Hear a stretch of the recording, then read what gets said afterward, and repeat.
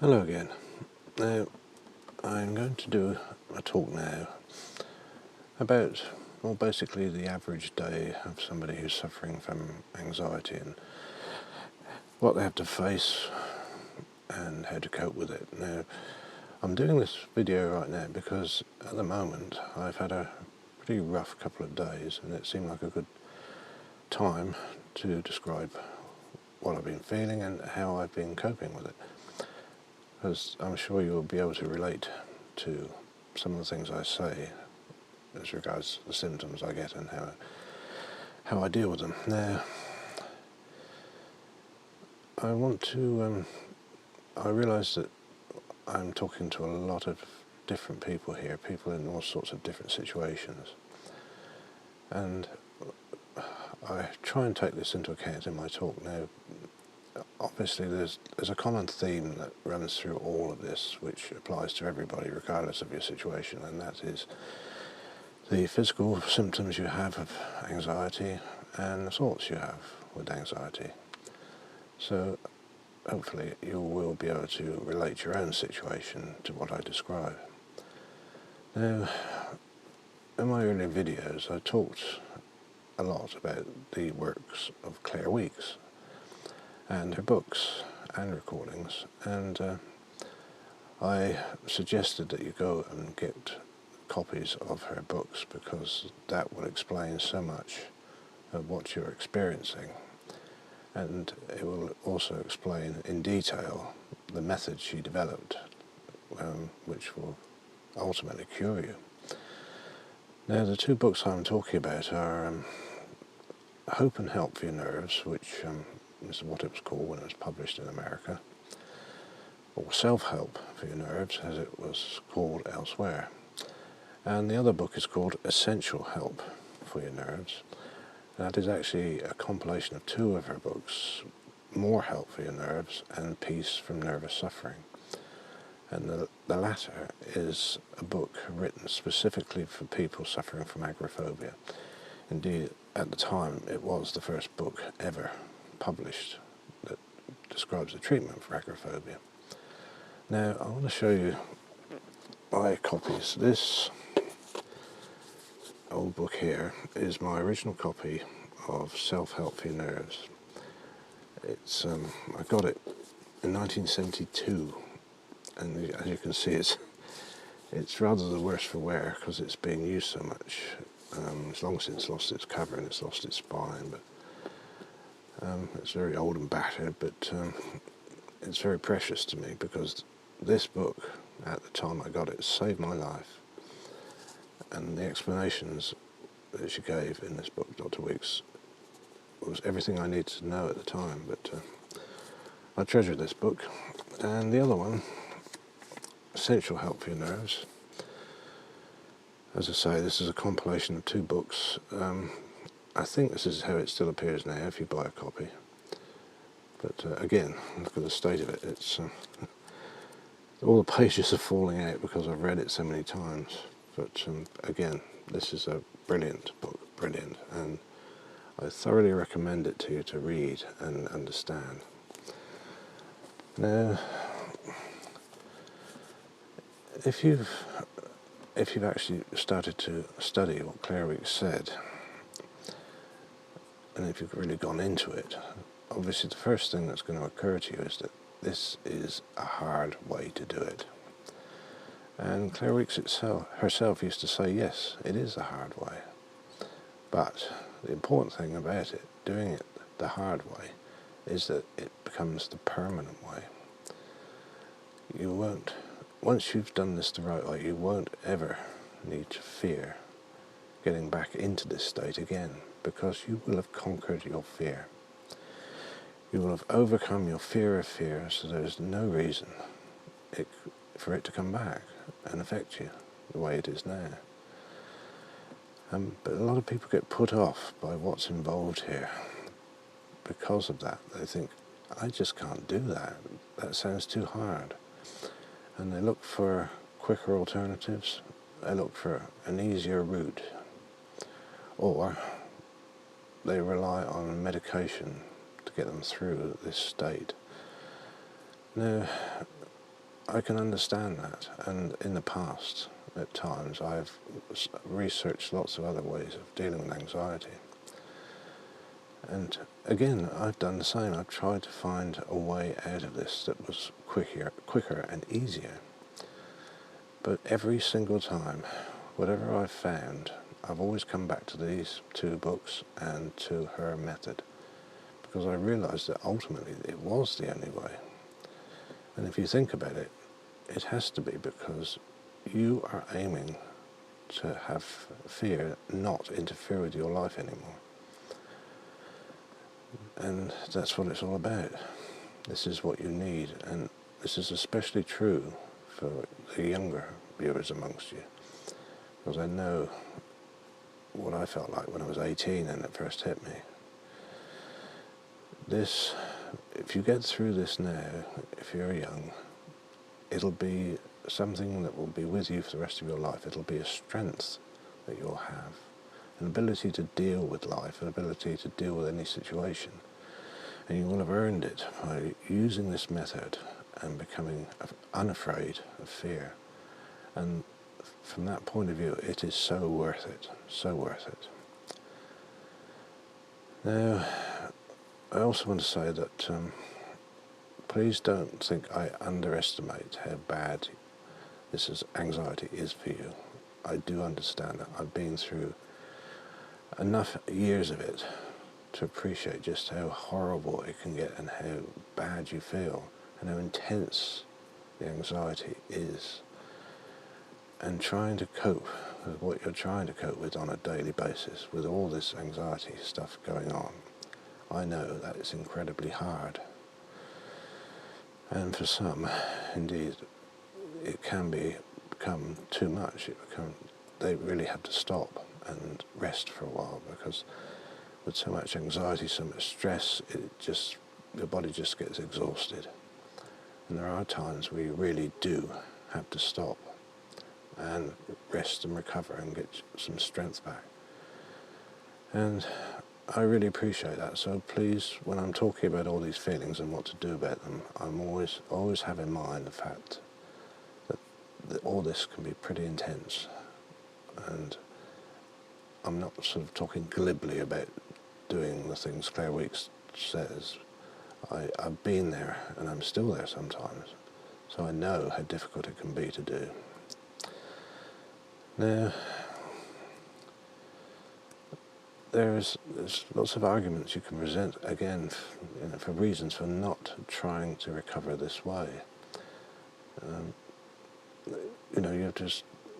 A lot of it is just sheer exhaustion of having to deal with this thing day in, day out. You think it's gone on too long, you think it's too intense, and that this method won't work because it's so intense. And like I said, if it's been long-standing, if it's been years of your life like this, you think, oh, how can anything work for me now? I'm going to be like this forever. You're bound to think that way, of course you are. And also the fact that you might be just so exhausted, so worn out with it all, you just want it gone.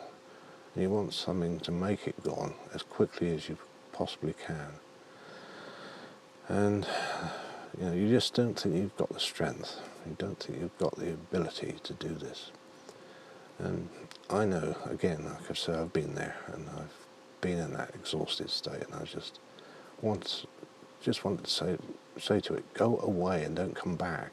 Please, just leave me alone. I've been there. I know what that's like. Now,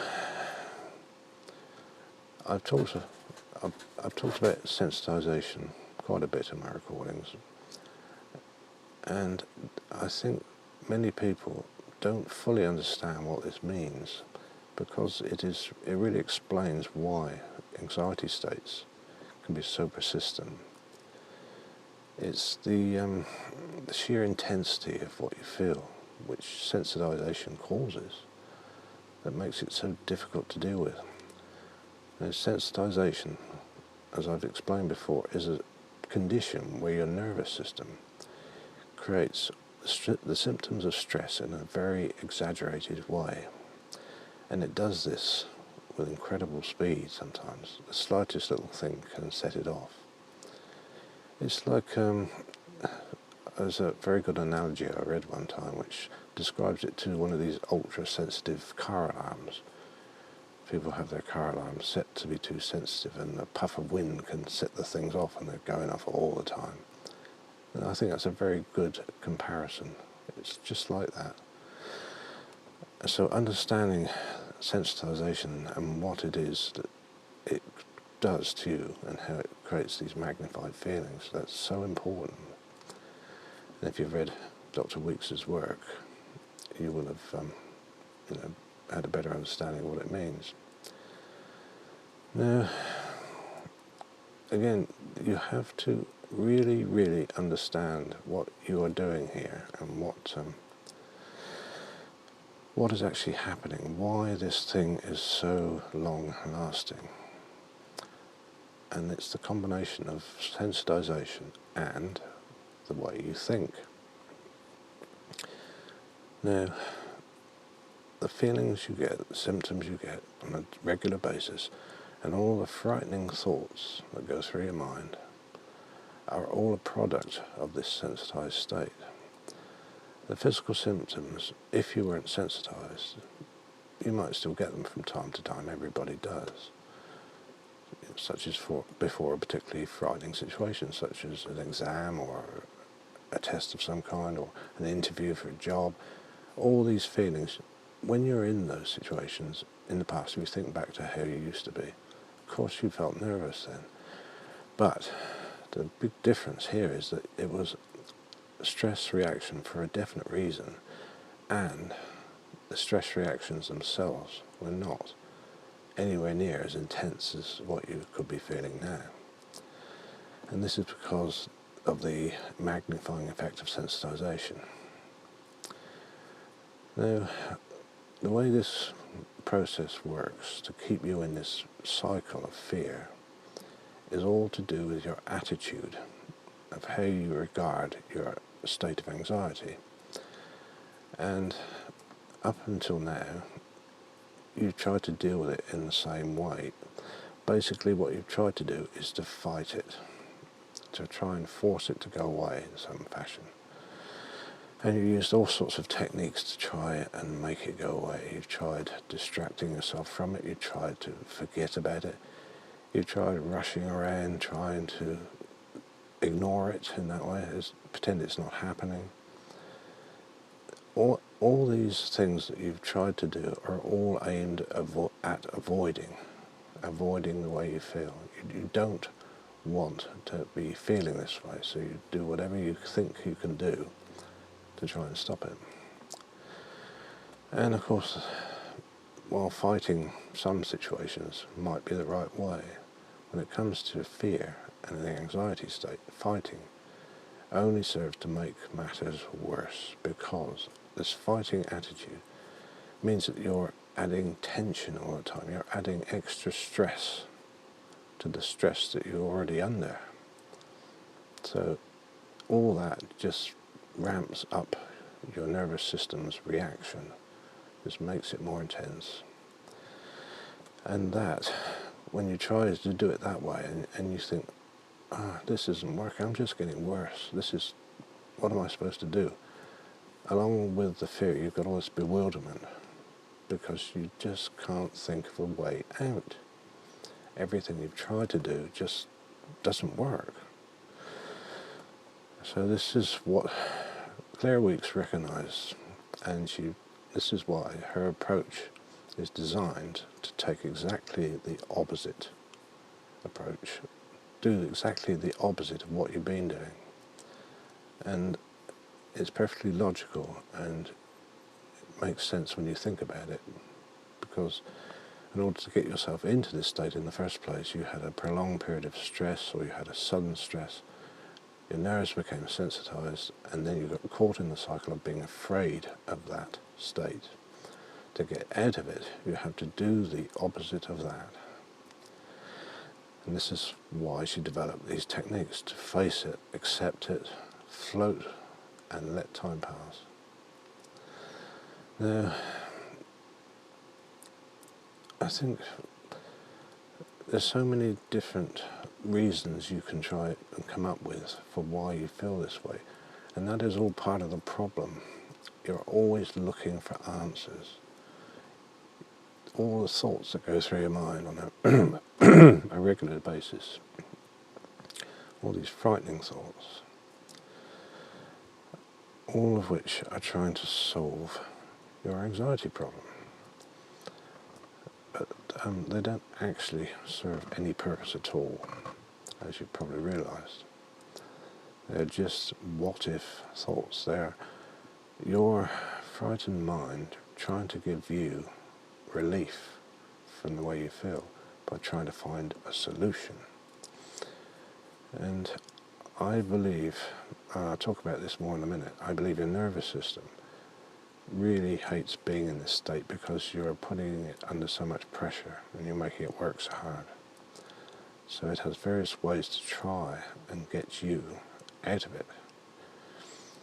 So this is what happens on a daily basis. You are there thinking about how you feel, and you're adding all these frightening thoughts, and you're trying to work it all out, and you're telling your nervous system, in effect, that you are in danger, that there is a threat to you. You're keeping your nervous system highly active, as if there really was a serious danger or threat to you. And your nervous system responds by giving you more of the same. It keeps bringing you more symptoms, more intense symptoms, and these come back at you, and then you think, oh God, this is really bad, this must be serious. And that message again goes back to the nervous system, which thinks, oh God, things are worse than I thought, I better keep these symptoms going, and so on. Do you see the cycle there? It's vicious circle that just keeps on, maintaining itself. Now, as well as the physical symptoms and all the problems and the distractions they can cause, there's the mental aspect to it as well. Like I said, there's these scary thoughts that go through your mind all the time. And if you're trying to lead the life you had led up into this, to when you got into this state, doing what you used to do with ease, it becomes increasingly difficult because you're suffering from this split attention. On the one hand, there's work you have to do, there's studying you have to do, learning, whatever situation you're in, you're trying to focus your attention on that, but at the same time, there's all this stuff going on inside your body, all these horrible feelings, all these horrible thoughts that keep going on, and you're trying to desperately hard to put your attention on what you need to do, but each time it keeps coming back to how you feel inside. And of course, because your nervous system is on high alert and you keep telling it to be on high alert, that always seems to take priority, because if it were a real danger you were facing, obviously that is what it has to do. It is there for your protection. It is there to keep you out of danger, keep you out of harm's way. And so all your resources, shall we say, are focused on this danger. So all your attempts to try and think away from this supposed or threatened or problem are very, very difficult, because your nervous system is saying, look, you've got to focus on the danger. You haven't got time to think of all these other things. Focus on the danger. And that is why you find it so hard to concentrate, to remember, just to generally use your mind in the way you've been used to being able to use it before all this fear stuff happened.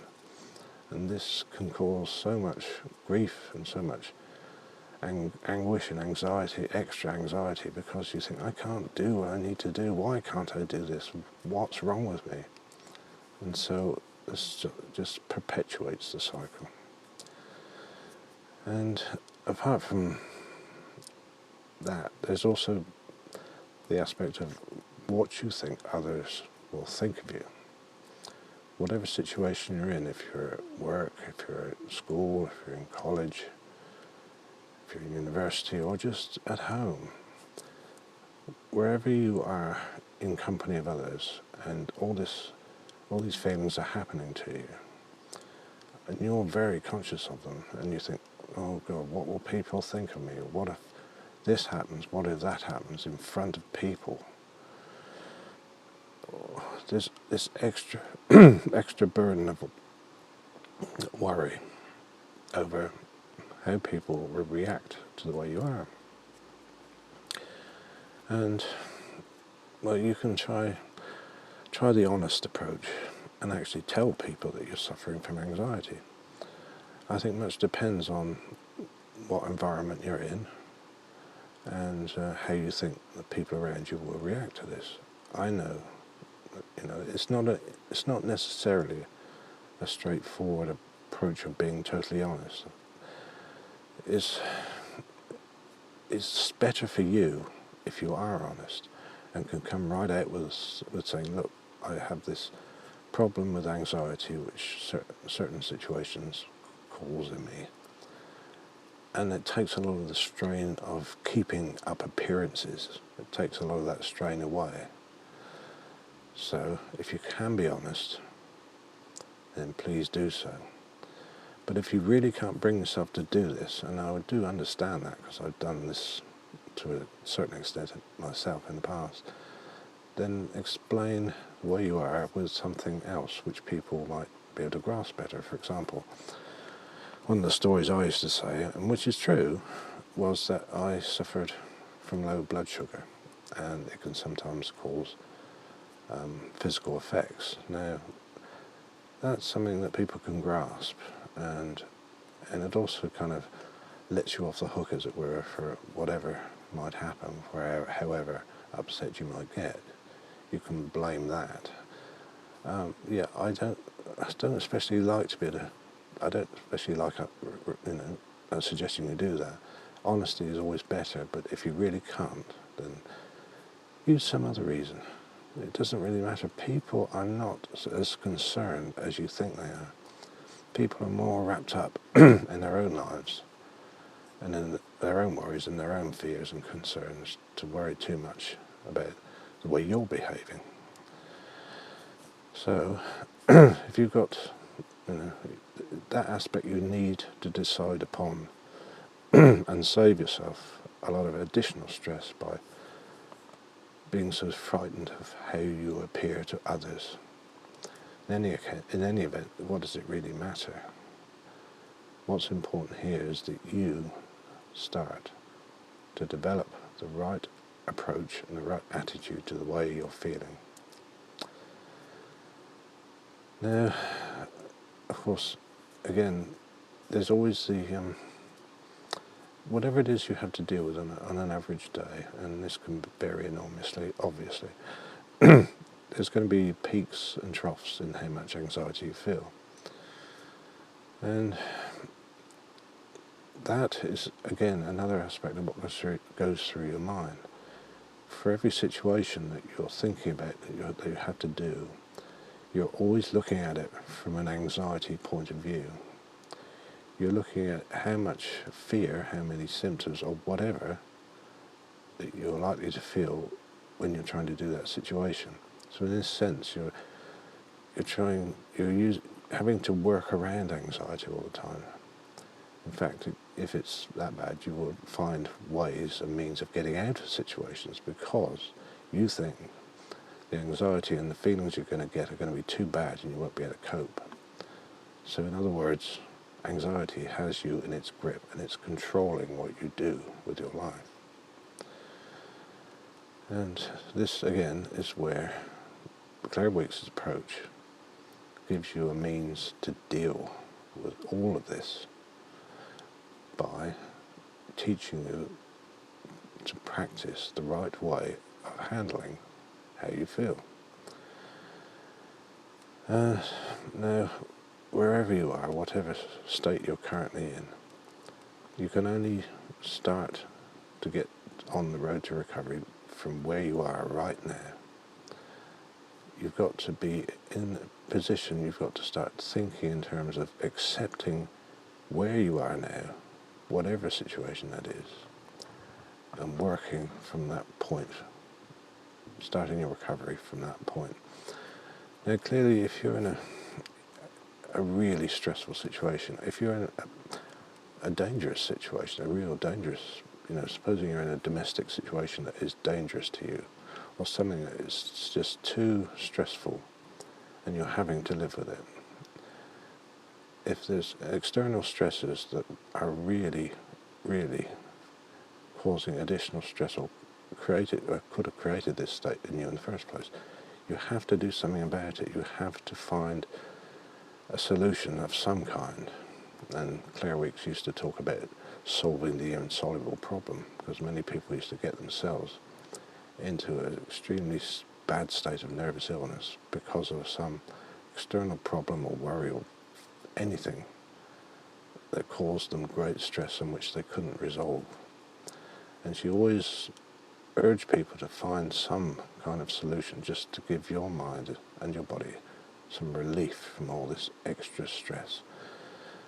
And this is very important, because you have to at least find a better way of dealing with whatever this stress is, because otherwise you're just trying to recover using her method just is not going to be very effective, because there's too much external stress going on. Now,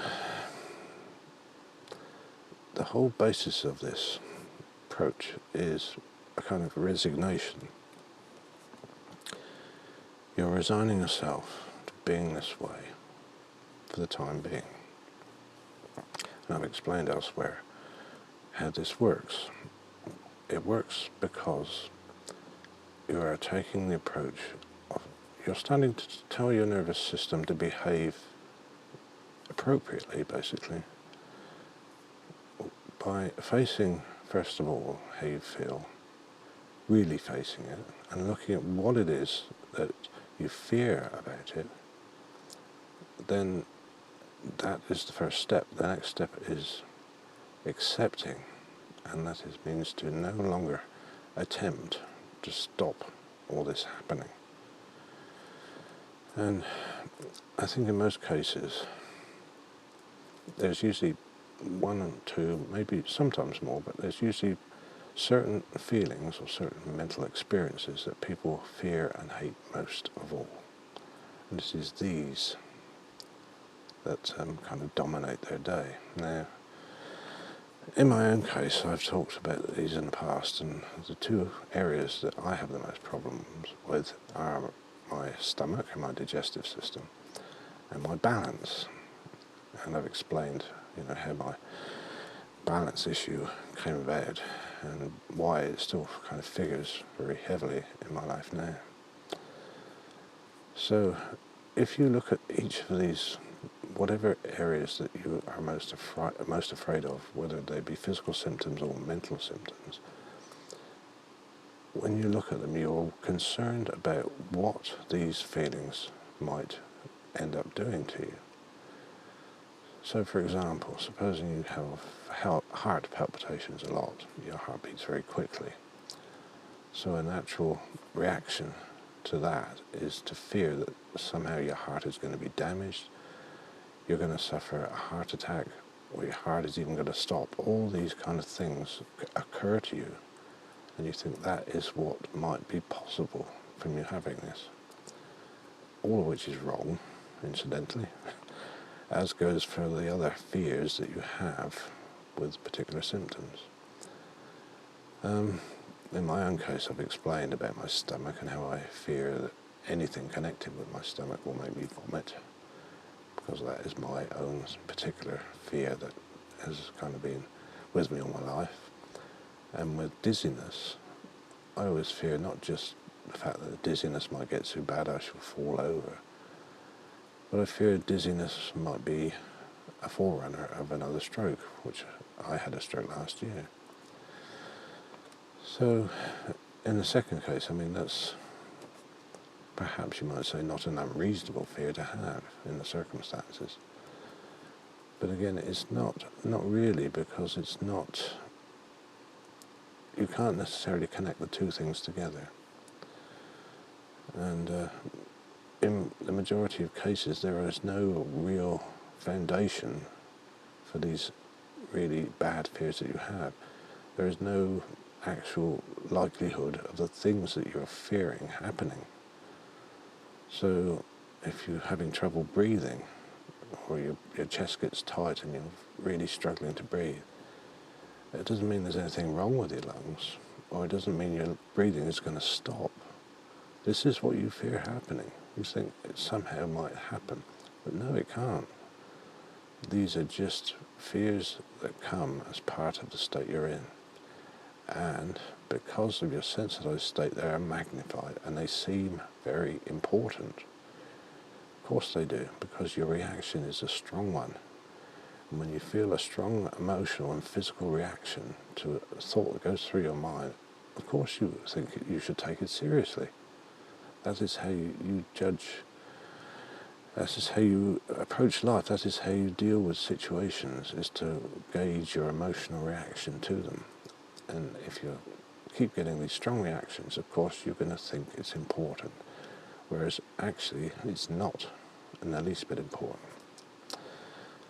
Now I said at the beginning that I have had a couple of difficult days, and I like to try and sort of tell you about this, because hopefully you'll be able to relate to this and see the same process working in your own life, and also to see how you should deal with this.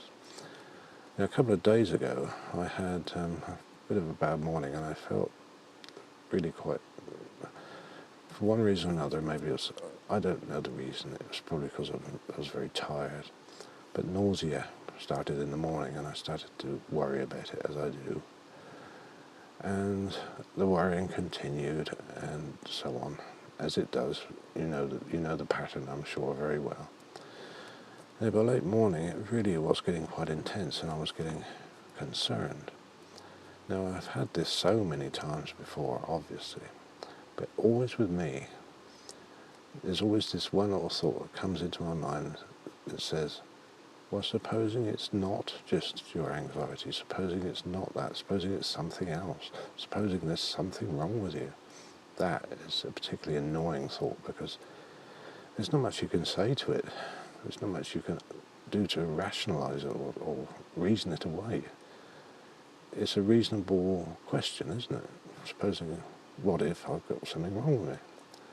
But it all adds to the fear. Now, what I did on that occasion, it was late morning, and I thought, well, I'll prepare my dinner. So, with all this stuff going on, this yucky feeling in my stomach, and all the stuff that's going through my mind, all the worries, I just kind of talked to myself through this by using all the knowledge and experience I've gained from using Claire Weeks' approach.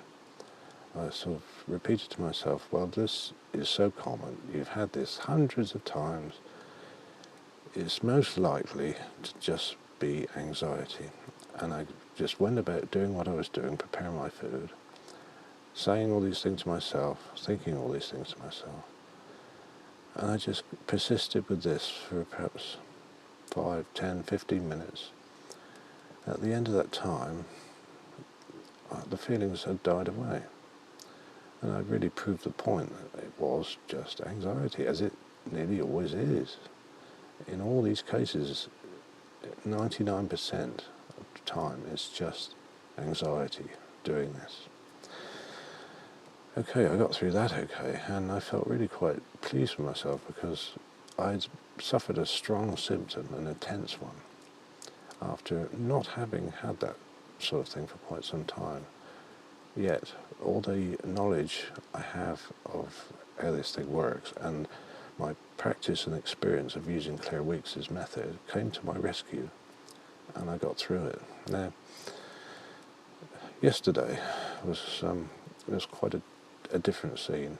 The same kind of thing happened, but instead of being able to kind of talk my way through it and use what I was describing, my experience and knowledge to get me through it, I found myself getting back into the old cycle I used to be in all the time. In other words, I found myself, I started to sort of, start a reassuring process. Oh, it's just anxiety, it's just this, it's that. But it still persisted. Now, this kind of thing, certainly in my experience, happens more often when I'm very tired, physically tired, or a combination of that and having a lot of external stress going on, which in my case is always based around lack of money, to be honest. So yesterday evening, for no obvious reason, I suddenly had a very, my stomach suddenly went into a knot. I've had it so many times. And this is, again, what I started to tell myself. You've had this before. What's the big deal? Don't get upset. It's just the same old thing. And yeah, that worked for a bit. But then, again, this annoying question comes back into my mind. What if it's not that? Supposing you've got something wrong with you. And at a particular time, I was more vulnerable to this suggestion.